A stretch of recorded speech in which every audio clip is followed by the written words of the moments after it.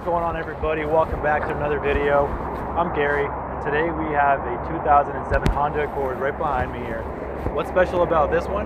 This one is a 4-cylinder, but it's a 5-speed manual transmission. It's something that we don't see anymore today. What's so special about the Accord? Well, it's been a long-stay nameplate at Honda. It's been one of the longest models they've had. It's around since 1976. This one is in its 7th generation. Obviously we're on generation number 10 currently, but let's see why the 2007 7th gen Accord might be a better car than most people thought, especially in the manual transmission.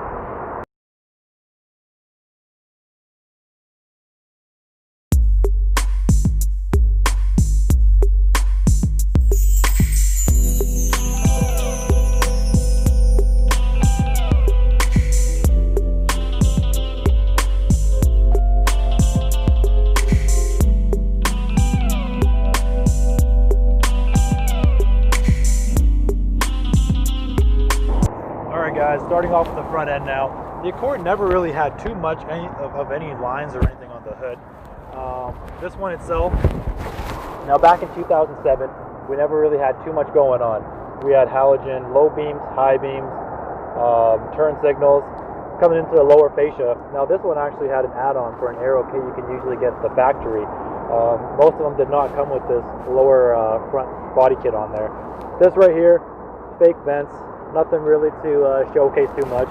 The only functional vents that we had were the front grill vent and the lower grill vent. Other than that, on the front end, not a whole lot going on. Nice Honda badge. Front end, overall, I think they aged pretty well. Fun fact, I actually owned one of these a few years ago, and I really enjoyed my time. Once again, I think Honda does make more vehicles that really stand the test of time. They look really well. Now let's move on to the side profile and see what we got. Alright everybody, we're back to the side view. Now these are obviously not the original alloy wheels that this Accord came with. However, all Accord Coupes for this generation, the 7th gen, did come with 16-inch alloys. And in my opinion, they were fairly nice. I will try to throw up a picture for you guys to see. Now, front quarter panel, once again, this Accord was fairly conservative when they designed it. It has a minor body line, maybe I would say 2 from here, and then it goes down to here, and it pretty much goes all the way along down the side. The rocker panel itself, this is part of that ground effects kit that came out of the Honda factory as a dealership installed accessory. But other than that, you have a nice fastback kind of look. Another ground effects package for the rear end. Overall, the wheelbase for this Accord was 105 inches, and the overall length, as you can see, was around 187 inches. Now let's go take a look at the rear end, as that is one of my favorite parts, just like the last video we did. And it seems like Honda knows how to do rear ends. Alright everybody, we're at the back end of this 07 Accord Coupe. Favorite part about this car? These tail lights. They are LED combinations, so you have halogen turn signals, halogen reverse, but these very nicely shaped LED tail lights for the brake. And this one also has a nice wing on it. This wing definitely adds character. Is it for actual functional purposes? I would say not. This one had under 200 horsepower, so I would say it's more for styling, but it definitely does add good styling cues. Now moving on to the lower portion of the rear bumper here, this is part of that ground effects package. It's not how this car came factory, but Honda did a good job and having a good factory design to make it look well. You have a flat black diffuser, a little false diffuser I would say, there's no fins on here, but you have a dual outlet exhaust cutout. This one, since it's a 4-cylinder, only had a single exhaust outlet. However, if you got the V6, you would have another pipe coming right out of here. Now, I'm going to open up this truck and let's see what kind of stuff you can put in the back. Now, raise the camera up for me, Ben. Now, let's give him a shot of the trunk area here. Now this one you're looking at just under 13 cubic feet of storage space. Not a whole lot of storage, but if you have this car, you're pretty much a single person who probably doesn't have a whole lot to lug around other than your hobby gear. Now let's go take a look at the inside of this vehicle and see what we have. Alright, let's jump back in to the 2007 Accord. Now I'm going to mentally go back to 2007 and pretend I'm not in 2020 here and do my best to view this vehicle interior from that point of view and forget about everything I've seen. First impression, I enjoy it. You have Nice leather on the door panel, soft touch material at the top, a aluminum accented door handle, plastic, hard touch plastic on the bottom of the door handle, of the door panel, sorry. Now coming in to the cabin itself, this vehicle was optioned with the sunroof. Base trims obviously weren't. The controls were just where the left side of the steering wheel right here. And beside them you have a couple empty switches, which I never like seeing, but those empty switches were for your stability assist controls. Now if we move on to the center right here, the steering wheel, it's kind of a medium thick rim steering wheel, 3-spoke design. You had your buttons for volume up and down, changing your channels or your stations, cruise control, and that's really about it. Moving on to the center display stack here, a fairly simple display cluster. You have your speedometer in the middle, your tach to the left, your fuel and coolant temperature gauges to the right. And they looked fairly decent designs. Once again, I had this vehicle back in my past and I really enjoyed it. Now these seats themselves, they're really nice seats. They're comfy, they're leather trimmed. The driver's side is powered. You can go back and forth, up or down, and recline. And this one I believe didn't have lumbar support, but higher trimmed ones did. The passenger seat was all manual movement.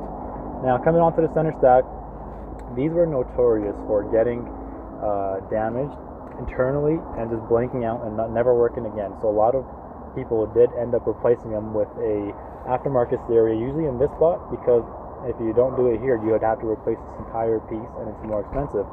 Now regarding this vehicle, how about we turn it on and see what we got. Now this one, once again, is a manual transmission. Now, you have your typical AM, FM, CD. This one didn't have any Sirius. You move on to the lower portions. I said this in my last video and I'll say it again. Power button and volume control knob. This one didn't have a tuning control knob though. You'll see it has a couple buttons right here. But it does have rotary knobs for your dual zone climate control. So you and your passenger can pick different temperatures. Moving on to the lower portion of the center stack here. You got a nice storage compartment down here. Another storage right here. It's not an ashtray, it's for your change, I would say. 12 volt. Move down more lower to the trim level here. We have a 2-stage heated seats for the front 2 passengers. A nice 5-speed manual transmission, a couple cup holders, your brakes. Now moving over here, we have the center console, which is 2 storage actually, top and bottom, which has another 12 volt. Now if you're looking for the aux jack, it's actually in the glove box right here. Now Ben has some personal stuff in there, so I won't open it up, but that's where your aux cord would be. Mosquito, please leave my review. Now, this interior overall, I think, was very well made for a 2007 Accord. It has enough features to keep someone happy.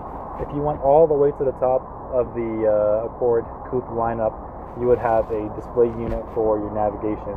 Now, navigation obviously wasn't top tech. It was very old school map, but overall, it was a nice feature to have back then. Now, we'll show you some quick views of the back seats. I probably won't fit in there, but if you guys really want to see, I'll give it a shot for you guys. Let's head to the back seats. Alright, unfortunately, I promised you guys that I was going to try to get into the back seat. For those of you that didn't watch the first video, I am 6'1", so I'm going to have some struggles getting in here, but I'm a man of my word, so I'm going to do this for you. Now, there's a little kicker thing you can use at the back of the passenger seat. You push that down and it easily moves the seat up for you. Now, let's try this out. Okay, alright. So getting in wasn't too bad. Alright, so once again, 6'1". I'm not sure if we can get the shot into here, but I have maybe about an inch of headroom and an inch of knee room here. It's pretty tight. If I had to stay here for an hour, I probably could. You have a couple cup holders on both ends. Still nicely leather trimmed seats right here. But for long road trips, I wouldn't be too happy back here. So if you have this, put your shorter friends at the back. Now let's take a look at what's underneath the hood, hear that exhaust, and go for a drive. Alright everybody, let's take a look at this beauty of a 4-cylinder engine. You can see we have a 2.4 liter 4-cylinder. This one came with, originally, it had 166 horsepower and 160 foot-pound-feet of torque. Now, if you stuck with the 4 cylinders, you'd be asked to get either a 5-speed automatic transmission, or you can opt out for a 5-speed manual. And if that wasn't good enough for you, you could always try to find one with a V6, a 3-liter V6. That one gave you about 244 horsepower, not even 100 horsepower more. And that one, if you wanted to get a manual transmission, that one was available with a 6-speed or a 5-speed automatic. Now, fuel economy for the 4-cylinder was 26 miles per gallon in the city and 34 miles per gallon on the highway. And I may have an error in that last number there, but I'll post this up for you guys with verified numbers. Now, taking a look at it, obviously you can see this one had 2 engine options. There's a whole big ton of space over here and in the back. Now, I know people have gotten a lot of power out of these Accords, especially in the aftermarket world, but these ones itself, they definitely were reliable engines and they are still going strong 13 years later. Now let's take a look and see how this exhaust sounds like, and we'll get on to a drive.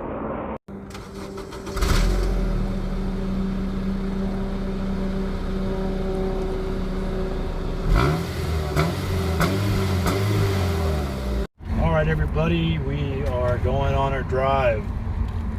Now, one day we'll get our hands at the V6, but let's see what this 166 horsepower 4-cylinder engine had with a 5-speed manual.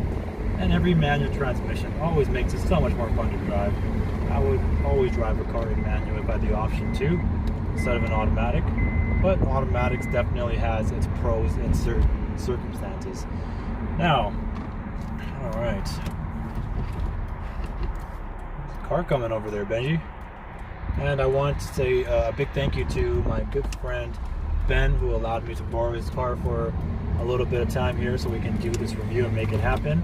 I will link his IG in the description in case you want to check it out. And yeah, let's see what this is about. Definitely pulls hard. That's what makes manual transmissions so much fun. You can definitely drop down in gear and rev a little higher and just see what you got. Let's see what we have. Do I feel the lack of power? 100%, but it's still a fun ride.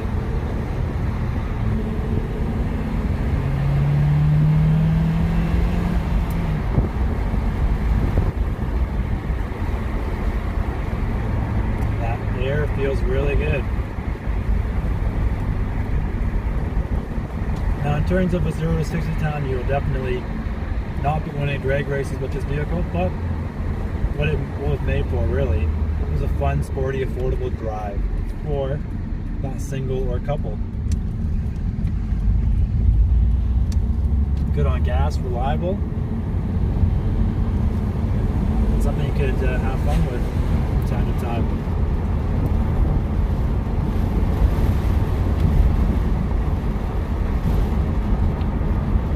If you guys enjoy this content, I hope you really did. We are working hard to get more access to vehicles for you guys to look at. Meanwhile, if you did enjoy this, I really hope you subscribe and like the video, and let us know what cars you want to see on the channel. We're definitely working hard with providers to have their cars on our channel. And we are also working on getting more refined content as we're working on it every day to get better and better. And let's wrap this review up. Let's head back to the undisclosed location and we'll get going. Now, overall last thoughts, if I was in the market for a sporty, reliable, fun coupe, I would definitely consider getting an Accord coupe. If I really want a lot of power, I would get the manual transmission, but just know you'll be spending more money on gas. If that's not an issue though, get the 4-cylinder. It is reliable, easier to maintain as well. You'll have a lot of fun driving it. Now once again, have a great day and never slow down.